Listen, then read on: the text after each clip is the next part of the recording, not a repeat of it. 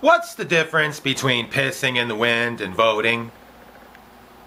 Pissing in the wind offers relief, as does masturbation. I only bring that up to remind you that when you're all alone in that booth with yourself on election day pulling on that lever, that you're really just a tool in one big corporate jerk fest. I'm not voting. Why bother? Vote fraud is ubiquitous, the Electoral College overturns popular votes, and the fact that I'm presented with puppets stuffed like turkeys with the fists of warmongering banksters, election after fake election, without being presented a viable option to begin with. What's to vote for? Presidents are nothing more than infomercials for a new world order agenda. People died for my right to vote. So how should I pay back the dead? Vote for Obama? A guy who's enabled the military's right to torture and kill me for no reason whatsoever? Promoting the very tyranny those who died for my right to vote fought. A coward who sat on his ass as peaceful protesters throughout America were terrorized, beaten, and thrown into jail by police, all under the direction of the Department of Homeland Insecurity. A war criminal, sporting a Nobel Peace Prize, drenched in the blood of Syrians, Libyans, and Pakistanis, to name a few. Or should I vote for Romney?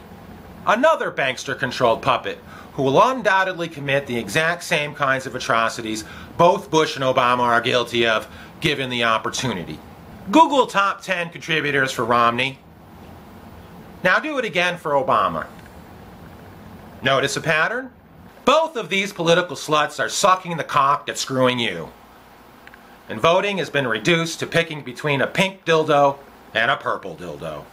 To loosely paraphrase Forrest Gump, the fictional sage for the common man, presidential elections are like a box of dildos.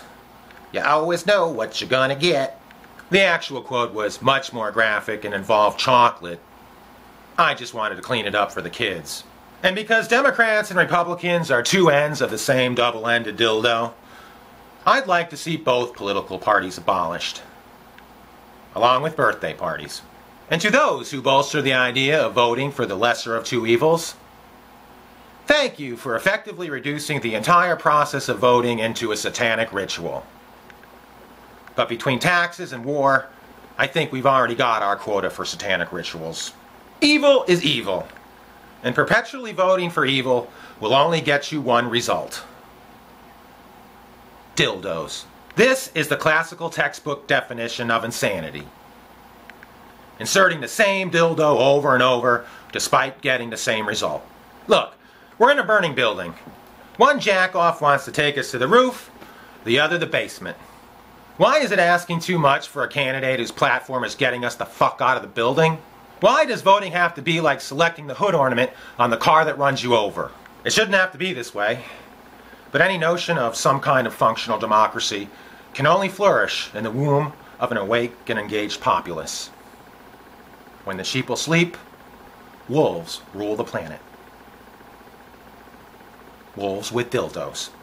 And because we seem to be much more interested in the upcoming seasons of Jersey Shore and NFL football, once again, long before the election, my vote has already been stolen and transformed into a prop in a mock ceremony masquerading as the will of the people.